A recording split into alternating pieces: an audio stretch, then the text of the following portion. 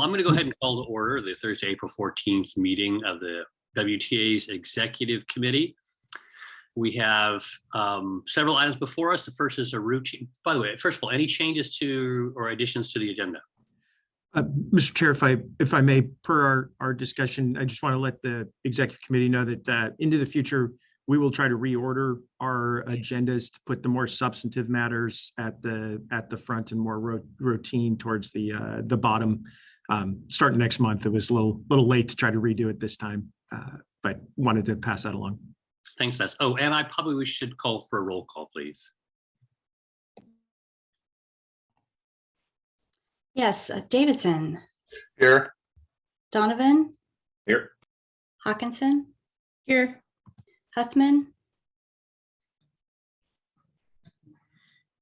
She's here. She is here. Okay. Cortez. Here. Lautenbach. Here. And Lilyquist.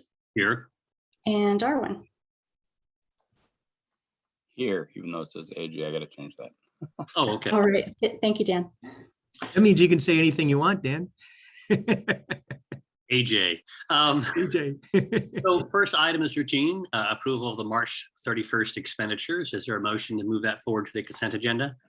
I'll move forward. Yeah.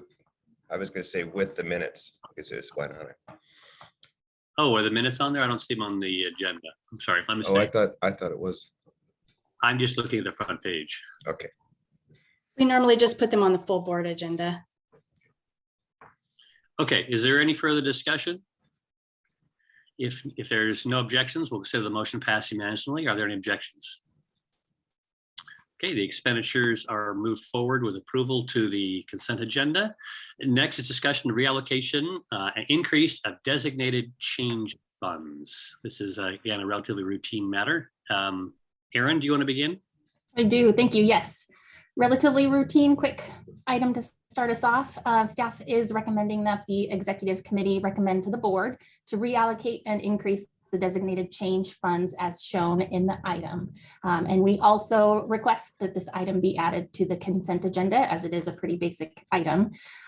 Just a couple operational things have changed. We no longer sell passes at the front desk at Moab, so there's no need to maintain the cash drawer at our reception desk. But then operationally, the customer service group is looking to add 2 substitutes to their work group, which requires 2 additional cash bags. So total financial impact, we will reallocate the $75 from the reception desk, but we will need another $225 from our bank account to increase those new float bags. Thank you, Erin. Any discussion or a motion? So we need a motion to put this on the agenda for next week. Yes, please. I move that. Can we put it on consent agenda? Yeah, on the consent agenda for next week. Thank you, sir. I'll second. Thank you. I have a motion before us to move forward the reallocation and increase in designated change funds with approval to the consent agenda. Is there any further discussion? If there's no further discussion, are there any objections? Hearing no objections, that moved forward unanimously. Thank you very much. Next item is discussion of the setting of a public hearing for the 2023 through 2028 Transportation Improvement Program. Again, routine item to set the public hearing. Ms. Shipman. Yes, good morning. Yes, another routine item, and we are asking the Executive Committee to recommend to the board to set a public hearing at the May 19th meeting to hear public comment on the Transportation Improvement Program. And this is something we do annually, required by FTA and WSDOT to identify projects of regional significance or ones that may require federal funding. And then we will submit this to the COG and they will wrap it up into the state plan. And at the meeting in May, we will be coming back with the list of projects for your review and identification of those. So at this point, just the motion to have this on the agenda for the board and probably a consent item also. Looking for a discussion or a motion? I'll move to put this on consent. I'll second. We have a motion before us to move forward to the consent agenda, approval of holding the annual TIP hearing at the May 19th board meeting. Is there any further discussion? If there are no objections, we'll consider the motion passed unanimously. Are there any objections? Hearing none, the motion passes. Thank you. Let's keep moving. The next item is discussion of setting another public hearing on proposed changes to fares and rates. Again, relatively routine to set the hearing. Ms. Coleman, do you want to discuss this? Guess I need to unmute myself first. Sure, I'd be happy to talk about this. The staff would like to ask the executive committee to recommend to the board of directors to approve setting a public hearing for these changes to the rates and rules. The first one would be that back in July, when we started collecting fares again, we had implemented our Youth Ride Free program with 17 and under being the age definition. And with the new Move Ahead Washington legislation, that provides transit support grants for agencies that have a Youth Ride Free program that allows youth 18 and under to ride for free. So we want to make that adjustment to the fare rates and rules to allow that. And we're also our vendor for our fare collection system, formerly known as TouchPass, has rebranded to UMO. So we'll be making the changes for that rebranding in the fare rates and rules to just to change the nomenclature to UMO. And then there's also a change that we're looking to make to the van pool rates. And Michael Harpool is going to talk about that a little bit more later on in the meeting, but it does require changes to the fare rates and rules, and it's just some restructuring. So the impact is to these changes is probably fairly insignificant for what's definitely insignificant for the change to the UMO wording. The change for changing Youth Ride Free to 18 and under should be fairly significant in that the Move Ahead Washington transit support grants are up to $2.8 million. And the offset from changing it from Youth Ride Free at 17 and under to Youth Ride Free at 18 and under,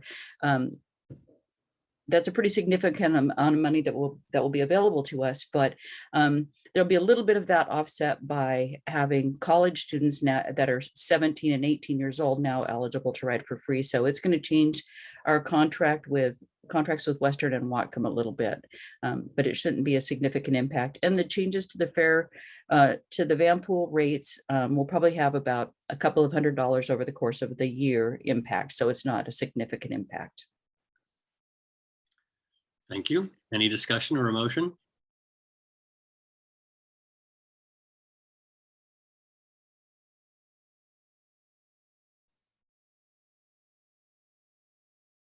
Hearing no discussion, would someone like to make a motion? I move that we move the setting of the public hearing to the consent agenda for the full board. I'll second. Thank you. We have a motion before us to move forward with approval to the consent agenda, the setting of the hearing on fares, rates, and rules to the May 19th board meeting. If there's no further discussion, I'm going to go ahead and call the question. Are there any objections? Hearing no objections, the motion is passed unanimously. Thank you very much. Sorry, I've got to go back to the agenda. The next item is discussion of approval for a contract for federal legislative consulting services. I call this a lobbyist present in Washington, D.C. Ms. McCarthy, would you like to discuss this item with us? Sure. Thank you. Good morning. Yes, exactly. As you know, I believe we issued an RFP for federal lobbyist services, and we got responses from 5 responsive firms. 4 of those were quite impressive, and we were happy to meet with 4 firms last month, I believe during the time of this meeting, actually. We chose Van S. Feldman, who have a presence both in Washington, D.C., of course, but are also a Seattle-based company. They have a lot of experience in energy and natural resources and emerging technologies. And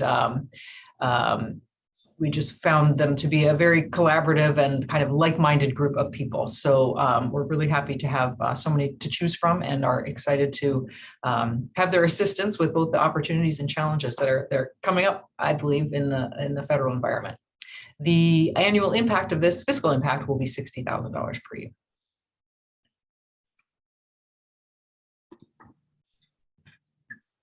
Thank you. Is there any discussion on this item or a motion? I got a question.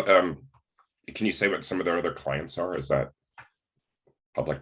Just curious.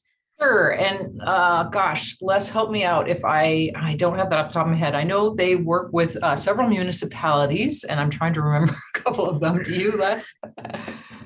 There's a couple in the greater Seattle area. They used to represent the city of Bellingham on waterfront related issues back around 2010. They worked with the port and city on that, so our local.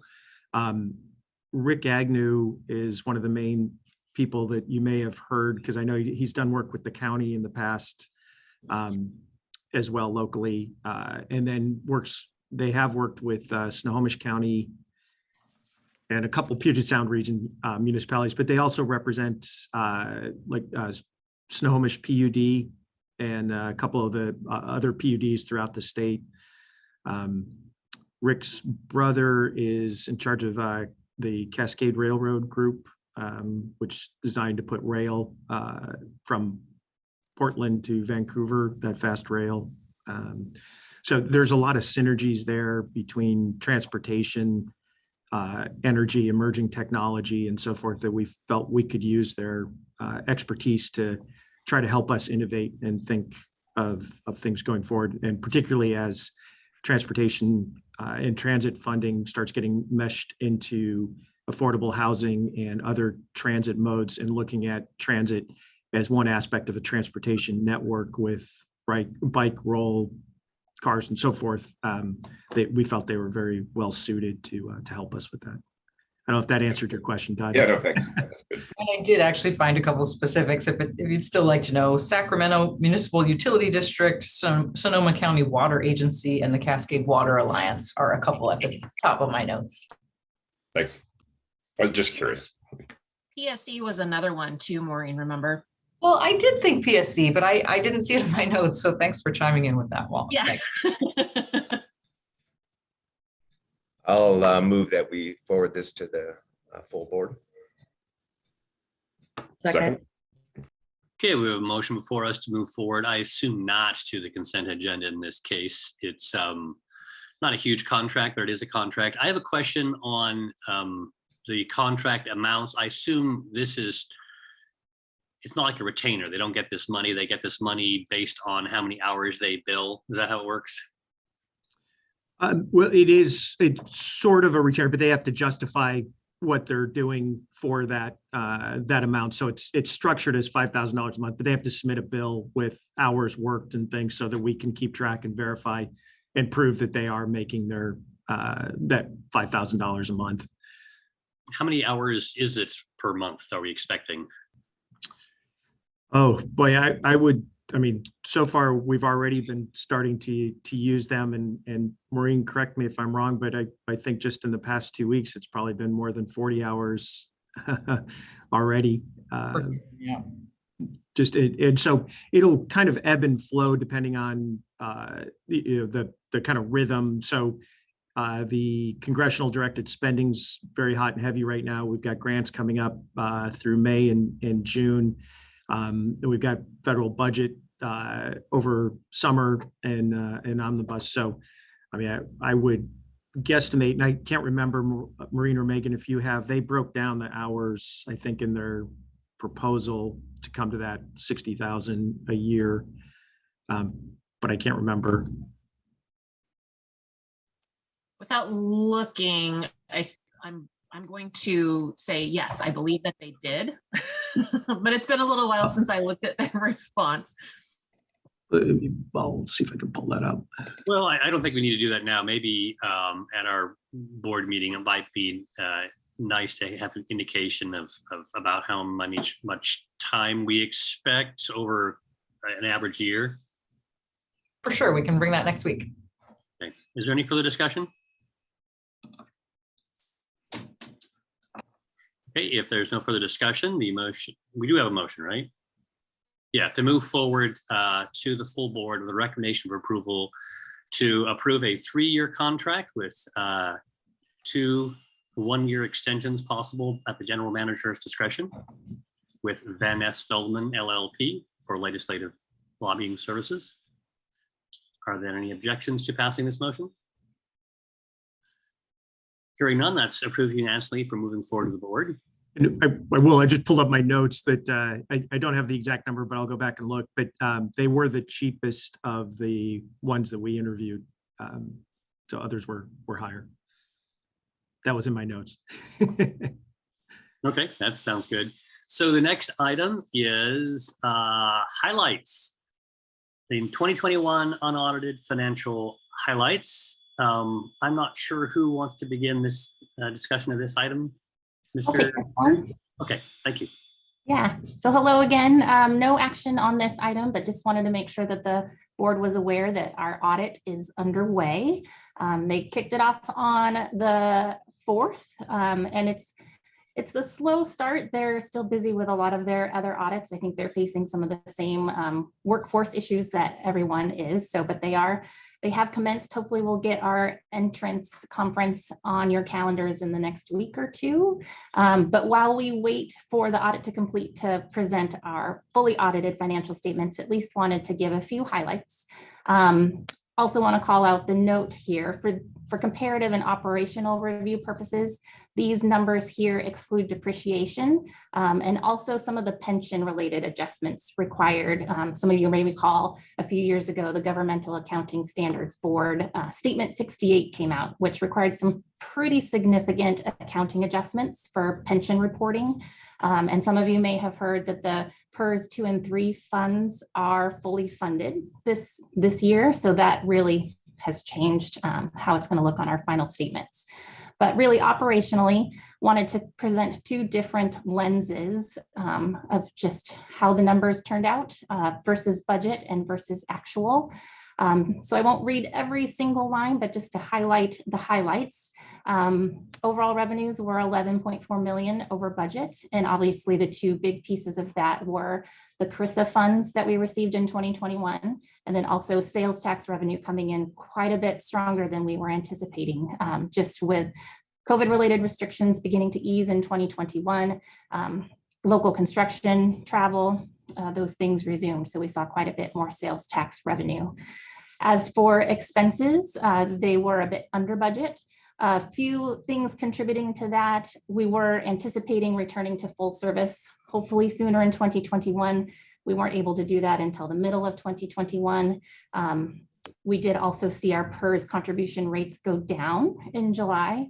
So that contributed to that a little bit. But as we'll see, both versus budget and actuals, we all know the price of fuel has gone up. I went back this morning to look, and man, 2021 was a good year, or 2020 was a hard year, but fuel was inexpensive. And so 2021, we started to see that increase, and obviously 2022, we are all seeing that increase. So I think for revenues and expenses, those are the big highlights, which then always transfer a bit to our balance sheet for our assets and liabilities. So total assets, we've seen that cash increase, our cash and reserves, $3.8 million, but a big chunk of our assets came through capital assets. We did get quite a few capital assets in 21. We got our 2 electric buses, 8 diesel buses, 9 paratransit buses, and then also completed the purchase of the North Lot property. So our balance sheet is looking pretty strong. So we'd love to answer any questions that you have, but we will come back with our full audited financial statements and report as soon as we get that all wrapped up. Thank you, Erin. Board members?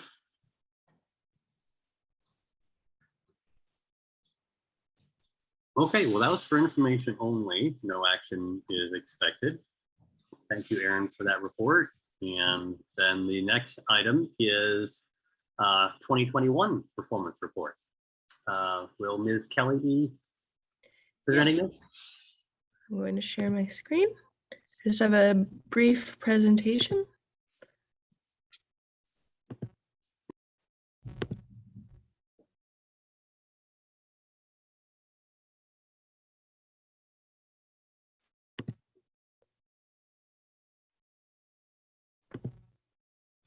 Can everyone see? Yep. We Okay, can, good. but it's not in- I just there want we to go. make sure. Perfect. Okay.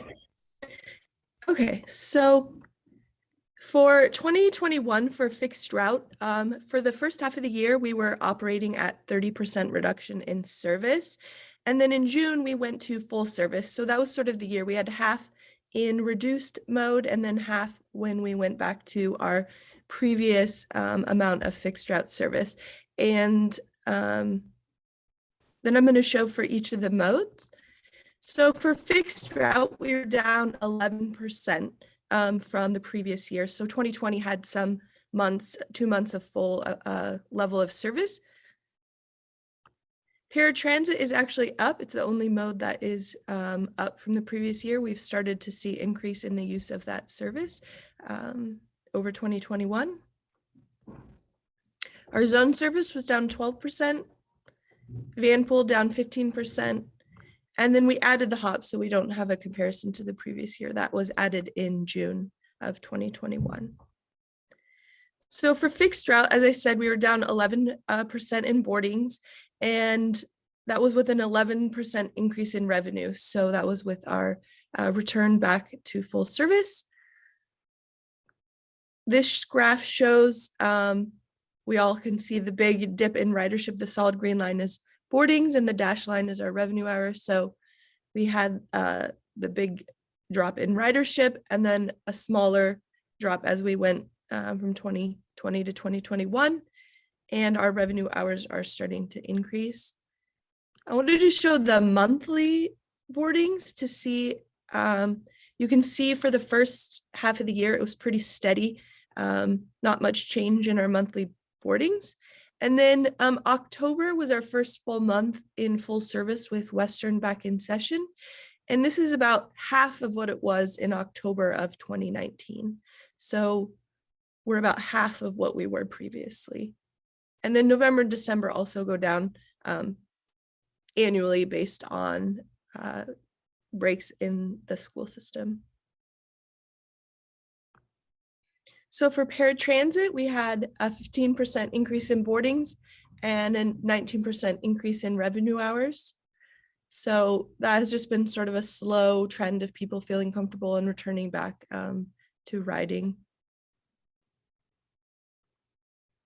So it's just been pretty steady. This is what I said, it just gradual increases, but pretty flat throughout the year.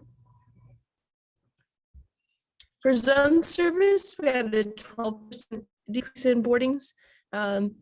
We were unable to go to Point Roberts, so that was a little bit of the ridership, and then just a little bit here and there of people not choosing to ride.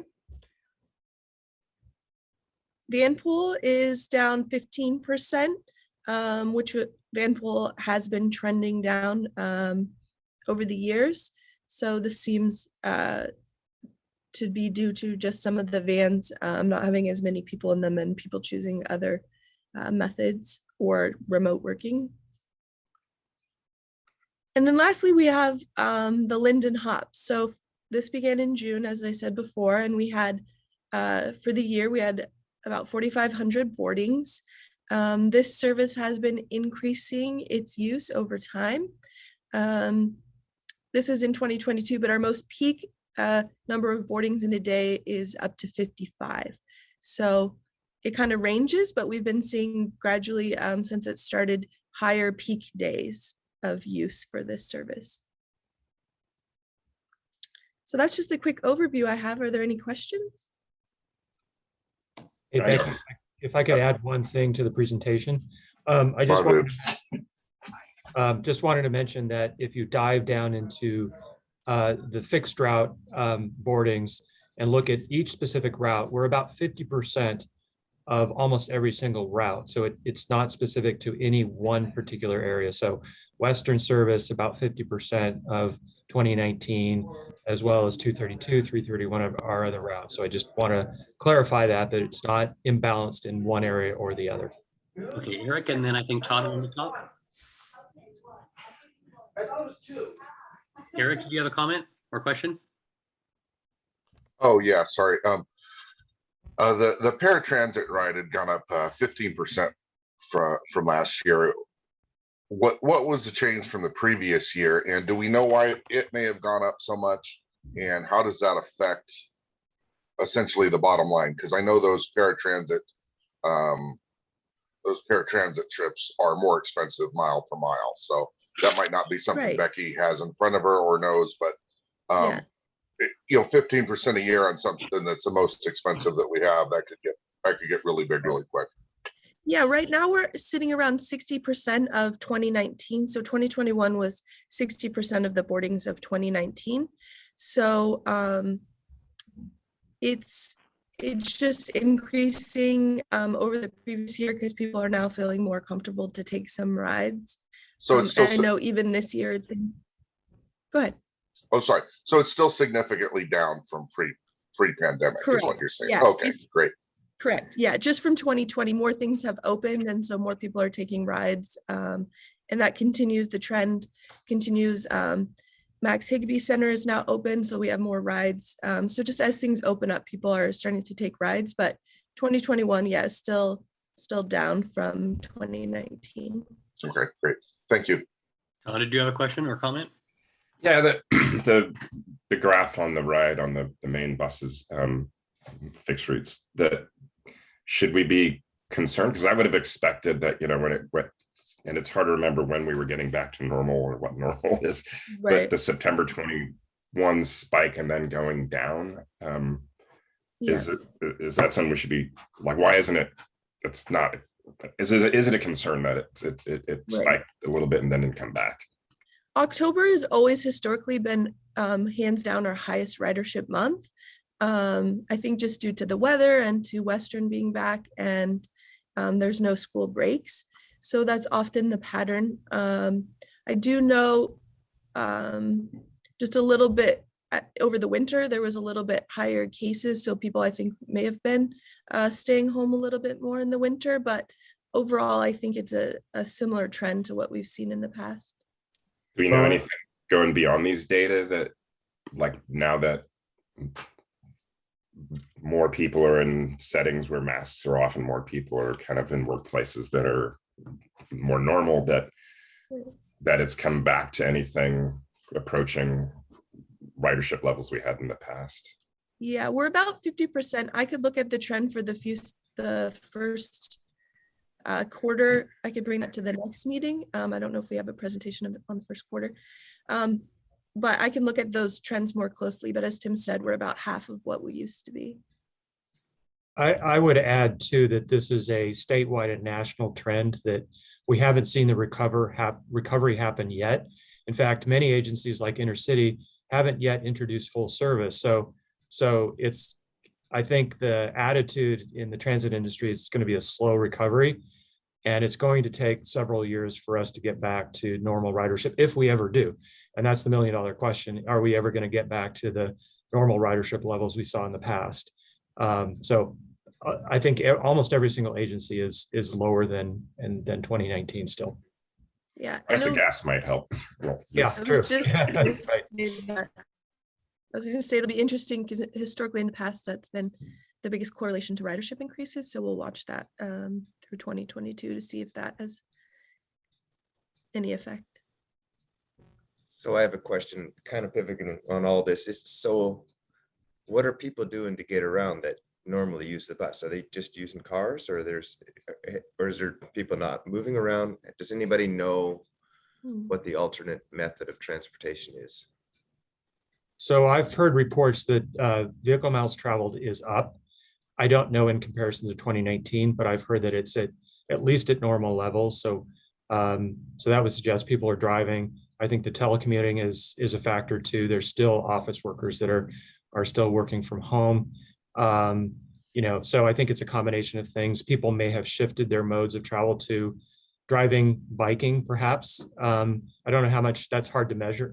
So it's hard to know like what the scale of that is. People who are not working.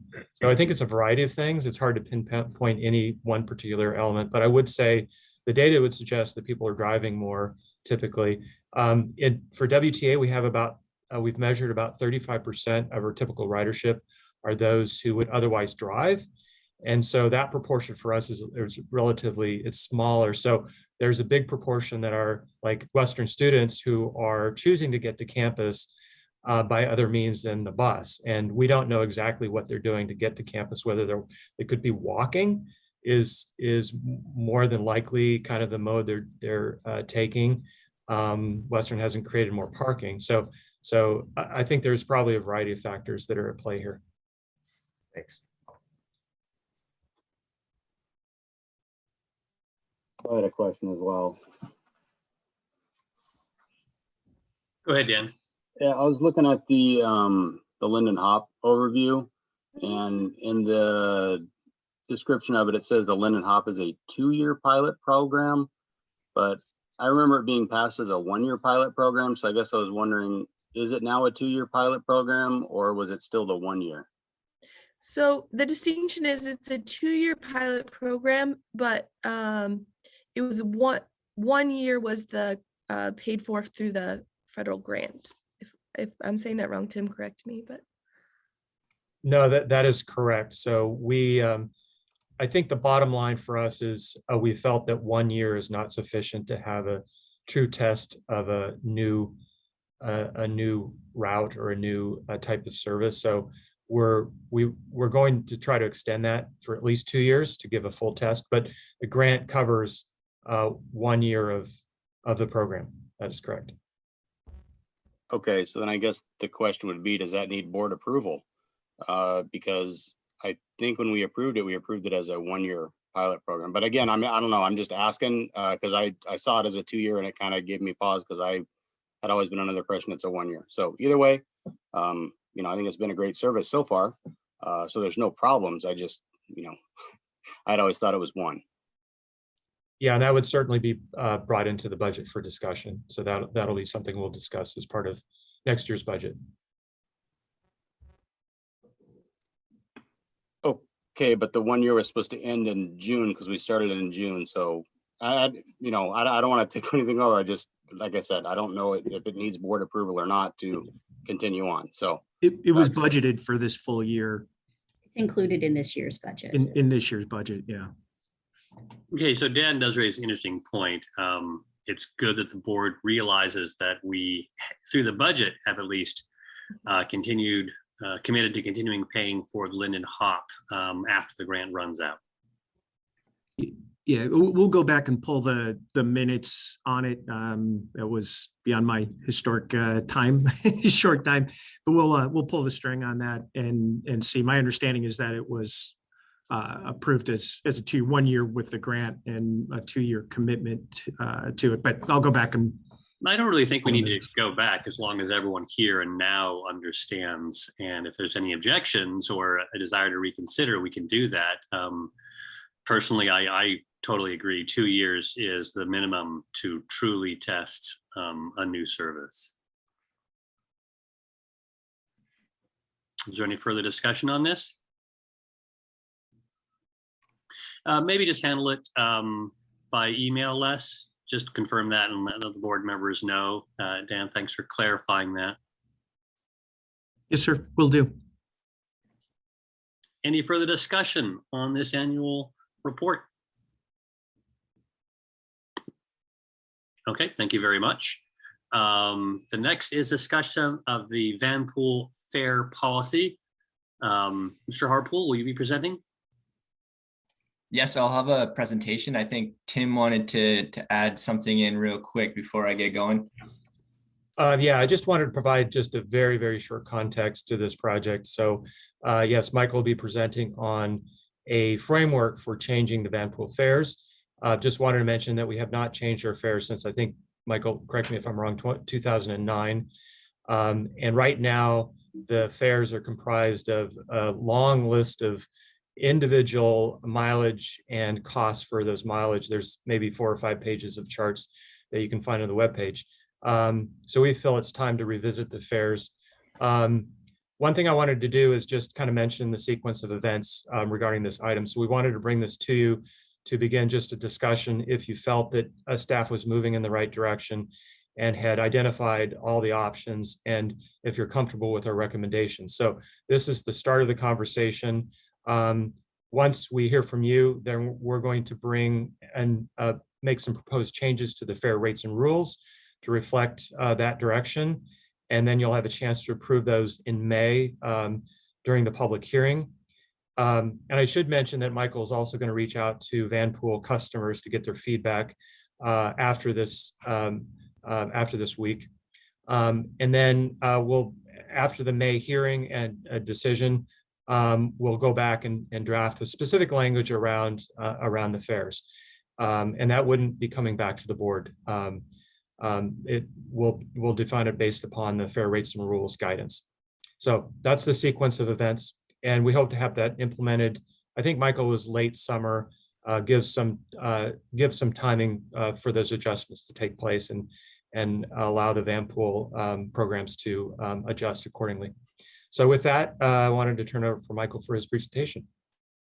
Awesome. Thank you, Tim. Yeah, so the last adjustment to the fares was made in 2012. But yeah, so as introduced, Michael Harpool, the planning department. Yeah, short presentation on our Vanpool fare assessment. So 3 kind of legs of this presentation. Start off with some background of Vanpool, then go into the Vanpool fare rule amendment. And then the third will be simplifying our Vanpool rules. So the first will be Vanpool trends. So Vanpool has the highest fare box recovery ratio of all the different transit modes. Currently in 2021, sitting at 73%. That's mostly due to the low operating costs matched with minimal government subsidies. However, this rate has declined over the last 10 years. About 10 years ago, it was sitting around 80%. Statewide, Vanpool ridership has been on decline starting 2014 all the way to 2019, right before the rapid collapse in 2020, matched with the pandemic. Oops, sorry. All right. And some opportunities and challenges. So currently, some of the opportunities that we see are the legislative changes that have been made to increase flexibility to attract new users and address changing mobility needs. These include the reduction of the number of passengers required per trip, allowing for new vehicle types and additional trip purposes outside of the commute.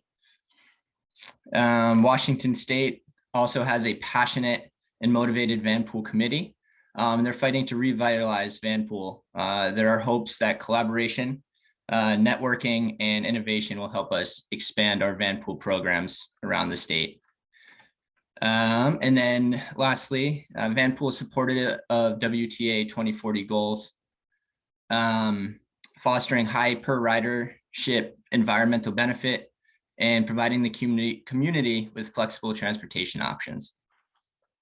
Some of the challenges that we're currently seeing are the impacts of COVID-19 with regards to remote work and social discomfort. And there are also major supply chain issues where transit agencies statewide, nationwide are unable to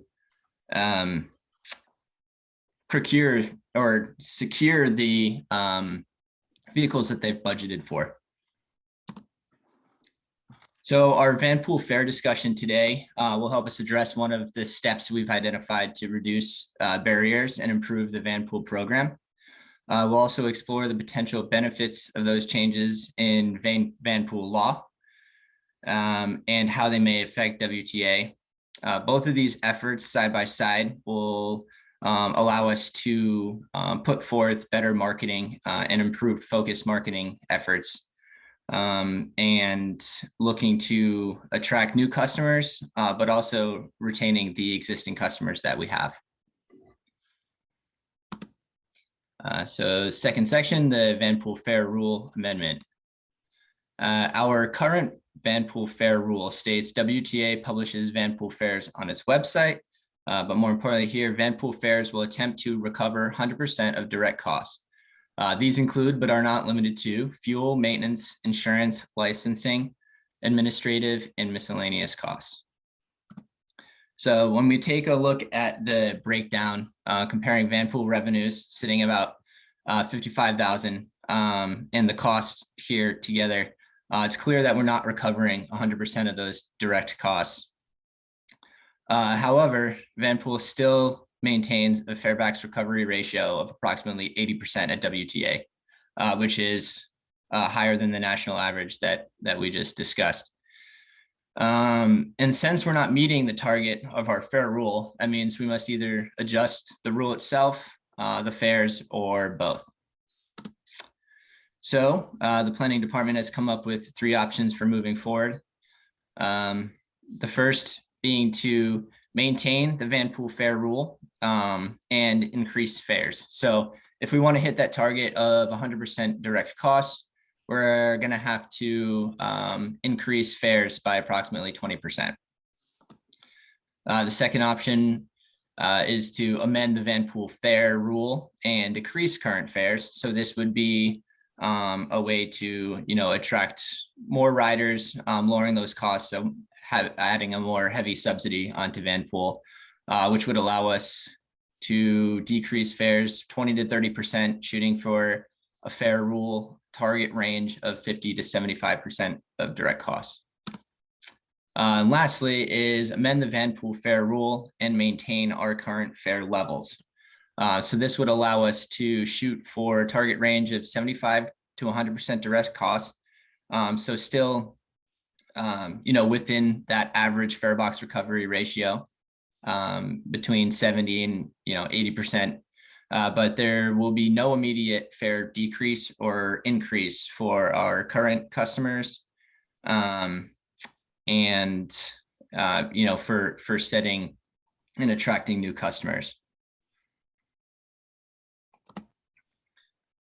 So with this, shooting for the target range, we'd have a biennial fare assessment where we evaluate the Vanpool revenues and costs and assess whether we have met the target of the Vanpool fare rule. So if we're on target, we maintain our current fares. If we go above, we have the ability to reduce those fares. And if below the target, then we have to increase those fares to get within range.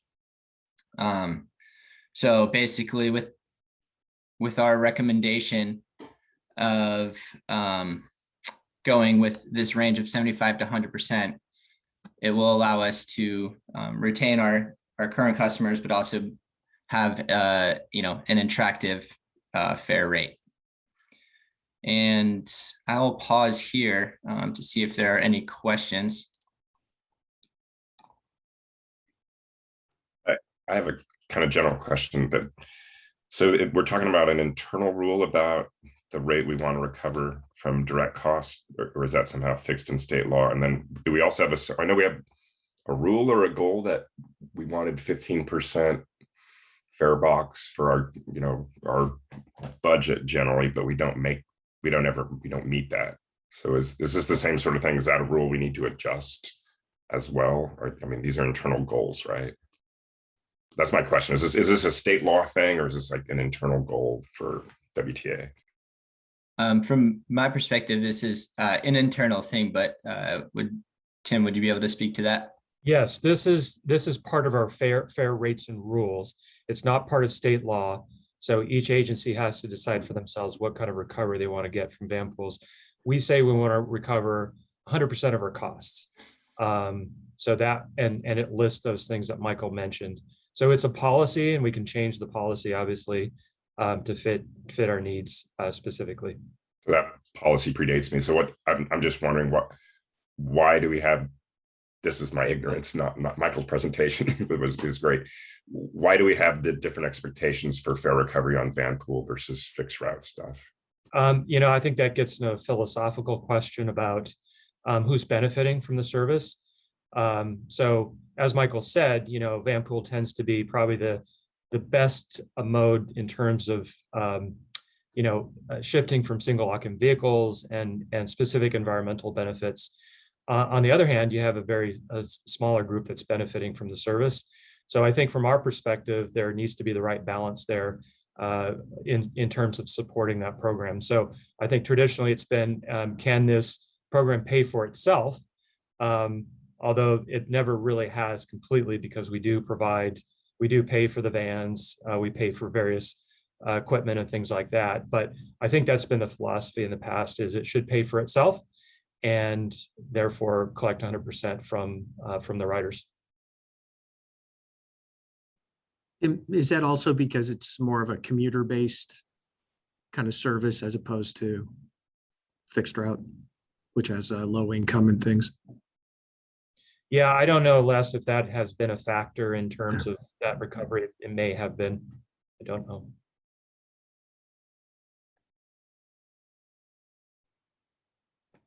Well, awesome. Thank you, everyone. So moving on, we'll go into the simplifying of the van pool fares here. On this page, you'll see our existing fare matrix consisting of over 600 different possible payments that you can make.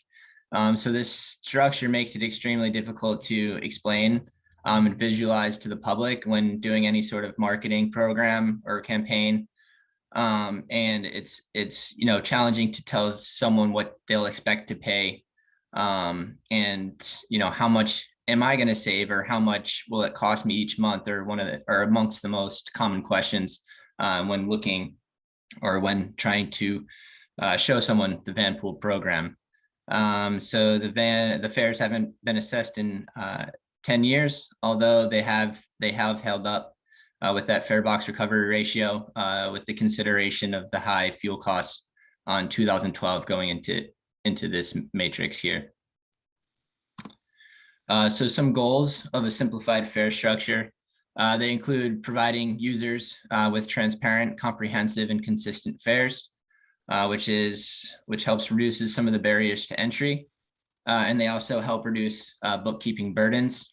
So making it easier on the riders for reporting, but also administratively, we know exactly how much to bill them each month. It improves communication and marketing efforts, allows us to optimize that administrative process, and reduces the risk of internal and external reporting errors. So our first proposal will be looking at mileage intervals. So this one here looks at a range of 0 to 500, and then just in intervals of 500 and associated costs. So in the third column here, you'll notice that there's a no fuel charge. So a lot of our existing van pools are going to the refineries, and they offer to fuel up the vehicles. So this is why we think it's important to maintain this, and it's based off of a ratio of the general monthly fare. And this, as stated in the last part, these coincide with our existing fares. Yeah. So using this fare structure, comparing the average costs of 2021 monthly to what the monthly cost would have been in this proposed phase, there was, really a small difference monthly. So I think one group will be paying on average $25 more a month. And then on the other side of things, another group would be paying $22 less per month. But the overall difference is just $4 on a monthly basis, which is considering the large intervals compared to a 10 mile interval, it's pretty close. And the next proposal is to, rather than looking at exact mileage, looking at the zones, basically categorized by the counties. So we have some groups that commute within Whatcom County. That would be the cheapest van pool option. But then, just moving between Whatcom and Skagit, Whatcom and Island County, and then Snohomish. And then we don't have any going to King at this time, but kept it in there as an option. And if there are proposals outside of these zones, we'd always be able to consider those. And then another caveat here is that these fares are going to be based off of 12 to 23 commute days per month. And that was brought up through an assessment of how often groups are traveling on average. So fare for alternative scenarios. So if there's part-time van pool operating 8 to 10 times a month, or a group that's usually using it more than 23 times per month, they'll be assessed case by case, and those fares will be adjusted for them. So cost comparison again, the average monthly 2021 on the left, and the average monthly proposed in the center there. Again, we have a $36 monthly average difference here, and on the other side of that is $15 on average less per month. Again, with a very, very close $7 monthly average difference. So with these two different proposals, planning is recommending the zonal proposal with an emphasis on simplicity, the marketing potential and marketing benefits that it offers. And then also just that consistency for the customer has been huge, and staff internally and in some of my efforts trying to get this program out, the consistency in payments seems to be a really big deal and really beneficial for the customers. So with that, I will open it up for any questions or comments first. All right, quick question. So you give us the averages there. Is any single user now going to get a substantial change in their fares? I mean, it looks like on average, there really isn't much. So it will depend on how many days they're traveling per month. So if they're traveling, if one of the groups is traveling, fewer days, so around 13 or 14, they will see an increase monthly, but it will not be significant. I think if you do it rather than doing averages, the largest increase was about a $200 annual difference. So that's still very small per month.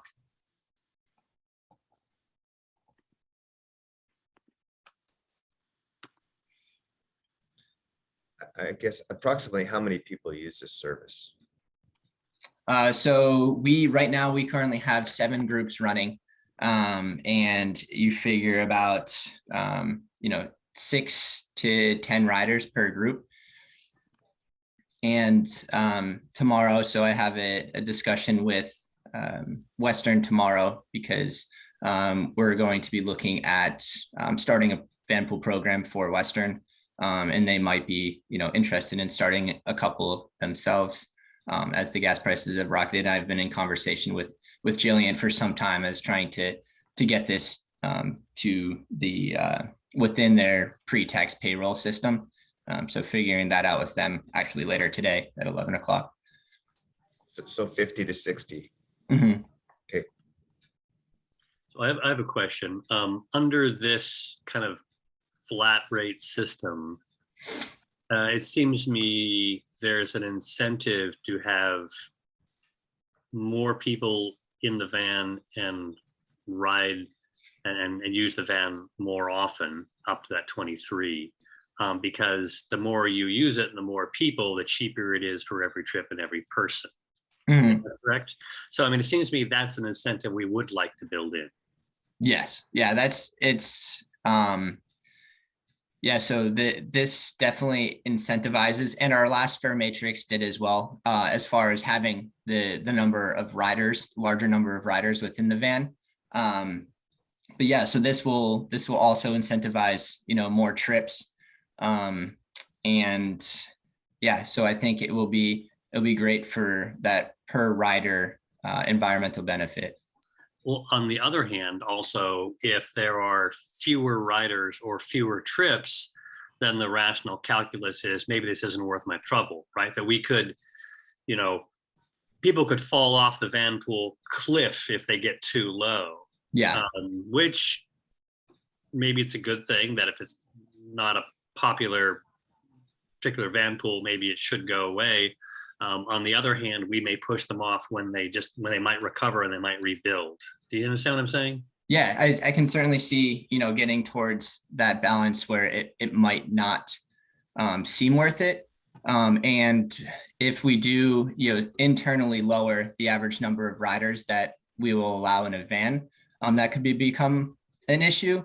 But right now we're still looking for 5 riders in these larger vans, especially. Where I think that, if they're falling towards that area, they're going to be kind of taken out anyway. But as far as the benefit compared to driving, there's, an argument to be made that, even in a 3-person van, you'll be saving, a lot of money as compared to utilizing your personal vehicle, especially for trips, down to Everett or Anacortes.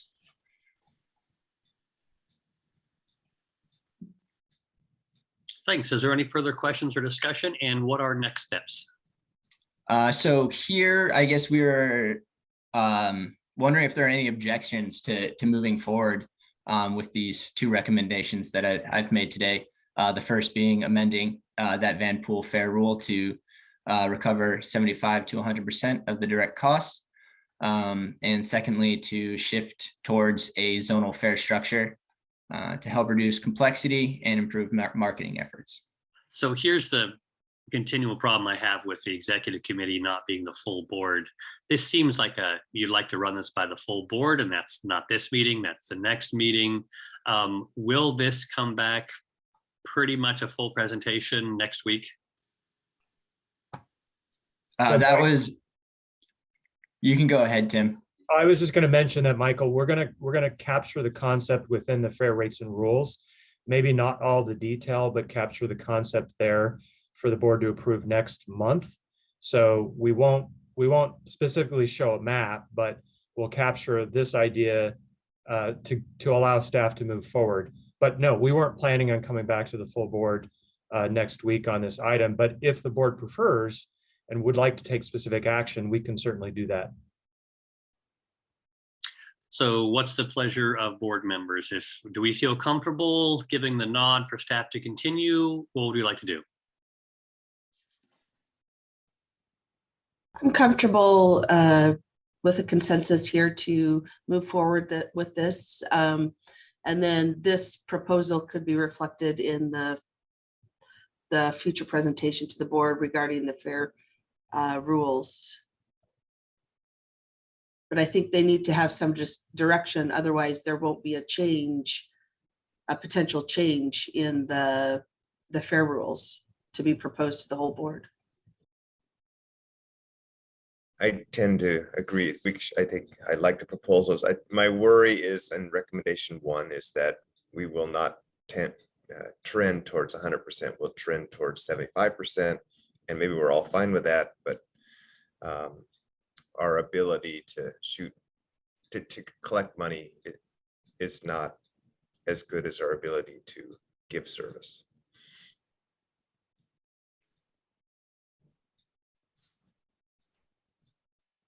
Any further comments? If your silence is complicity, if you don't raise an objection, a staff will continue along these lines. I have a thought about the recovery ratio.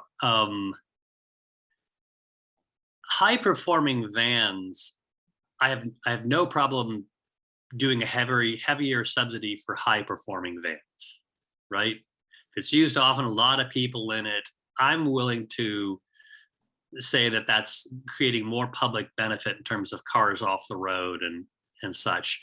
And so a greater subsidy makes sense. It's getting more and more bus-like, right? Whereas a low performing van, I'm less comfortable with a high subsidy. That's more like me just helping you and your buddies out. And it seems like too individual a help. Is there any way that we can sort of look at the degree of subsidy van by van?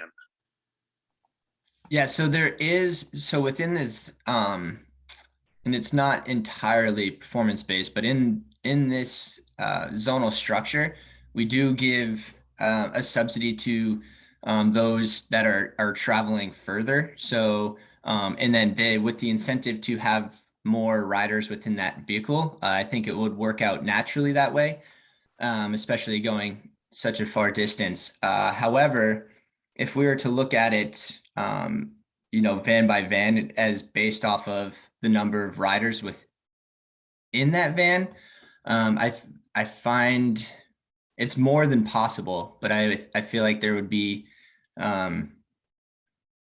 because it's based off of the size of the employer and the number of riders that the group is able to obtain. So I think it would be difficult to do a different subsidy per group, but that's just my opinion. Tim, do you have any?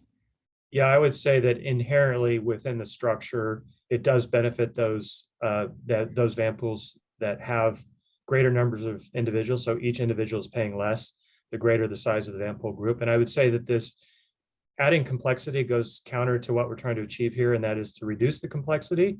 We wanted to make it a more simplified system for us and our van pool passengers. Yeah, so I'm sorry, let me clarify. I'm not talking about recommendation 2, very simple, transparent, positive incentives in there. I'm talking about our own internal targets. It seems to me you can do person day miles or miles traveled. And if we have a van that has very high person day miles, then within the range of 75 to 100, I'm okay with it being at the lower end. You see what I'm saying? So it's more like how we evaluate, red, yellow, green within that 75 to 100. That if we have a high performing van who's only recovering 80% or 74%, I'm not worried. So is there a way that within that internal policy, we can factor that in? Again, that has to do with our own personal assessment about the degree of fare recovery. Thank you for the clarification. Yeah, I'd be happy to look into that and see if there's something that we could fit into the language of that fare rule that will be brought to you, as considering that as part of the assessment. Not just looking at what costs we've recovered, but also looking at how well those vans have performed as far as passenger miles and boardings per trip made. Yeah, if you could add a sentence or two as considerations within the policy, I would appreciate it. I don't know if other board members think that would be good to include again in the language for consideration, sort of one of the factors we consider when looking.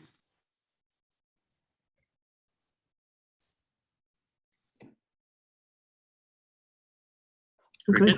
I would appreciate that as well. Okay, so Mr. Harpool, Mr. Reardon's, consider that when you bring forward the policy language on fare recovery.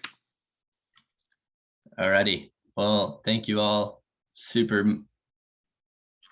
Thanks a lot. Thank you, Mr. Harpool. Okay. We'll go on to the last item. It's 9:05. Darn, we're over again. Discussion of executive committee meeting purpose and structure. I'll keep this super short. So at the board composition meeting in November, some of the board members brought up, is there a way to more efficiently and meaningfully use the executive committee time and still maintain public transparency? Concern was that there's kind of a duplication of efforts between executive committee and full board. And do we duplicate things and better use of time? So we've taken a look at kind of the history. There's been a long history of the executive committee here, how it used to be subcommittees combined and then shifted in size from 3 to 5 to 7. members, and we've taken a look at some of the other agencies. But for today's purposes, would the executive committee like to bring this back and look at other options potentially to see how to make this more efficient? And it could be, everything from status quo to do we shift to 2 full board meetings a month that are an hour each, because there'd be a recognition of efficiency of time. So if the board's interested or the executive committee is interested, we can bring back a more substantive discussion next month. I would just note that we've already lost 1 board member this morning because we've gone over the hour. And so I think one thing to look towards is if we avoided duplication, maybe we could move through move through our meetings more quickly and stay within the hour. That might be a possibility. I think that is a reasonable goal. We gave a nod today to proceeding with a Vanpool fair policy and fair change, though 2 of the board members aren't here. Right, those sort of oddities, I personally would like to resolve. Les and I have scoped out 3 or 4 options, from a light to a heavy change, and I guess we can discuss those at the next meeting. Is that what you're thinking, Les? Yes, sir. Because exactly the reason we're looking at discussing it is we tend to go over and then duplicate discussion, and there's confusion about what we present then to the full board. And so forth. And it's been a theme throughout since 2006 on executive committee. So I think bringing it back and having a fuller discussion next month would be good, would be my recommendation. And we can send out some information ahead of time. So not to the next meeting of the next month? I would say the executive committee, although the board meeting agenda is filling up. We're deciding the fate of Mr. Satpal, Mr. Fleetwood without them here. What I'll do is if the executive committee would like to have this discussion, I'll check in with both of them and see what they think about an option of having them involved in 2 one-hour meetings without duplication of information. It would be nice to have a little less deja vu when we do the next meeting. It seems. Yeah, it provides some clarity to us too. Like, do we bring back the performance report next month and kind of redo those things? Just questions like that would be simplified. So if nobody objects, I'll check in with Satpal and Seth, and then bring it back on the executive committee next time, and we'll send out kind of a summary of information ahead of time. So I'm wondering, I've been involved in some of these changes over the years, and I probably was one that promoted a few of them, but maybe at the executive, if we want to keep it similar structure, have at the executive meeting, we have more of the policy stuff that needs review. Because what we've done in the past, when it's policy review, then we have a week to kind of think about it and give direction to the staff. Whereas reports, we don't need to hear reports twice. Reports aren't going to change. So just stick all the reports in the board meeting, and then we can, and the policy stuff, we can manage at this level and send to the board cleaned up a bit. And that's just another way to look at it. Yeah.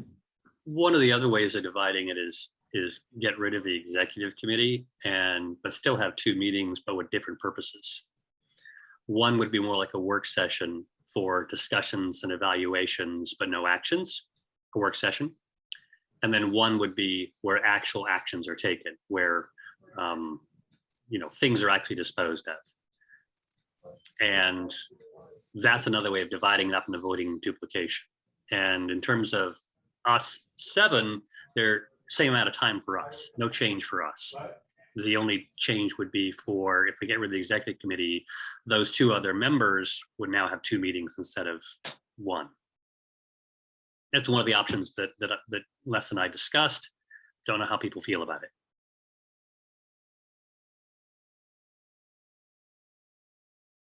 Okay, more to come. I think that's the end of the agenda for this meeting. Yes, sir. Sure is. And I'll follow up with the county exec and Bellingham mayor. Okay, thank you very much, everyone. This meeting of WTA Board Executive Committee is adjourned.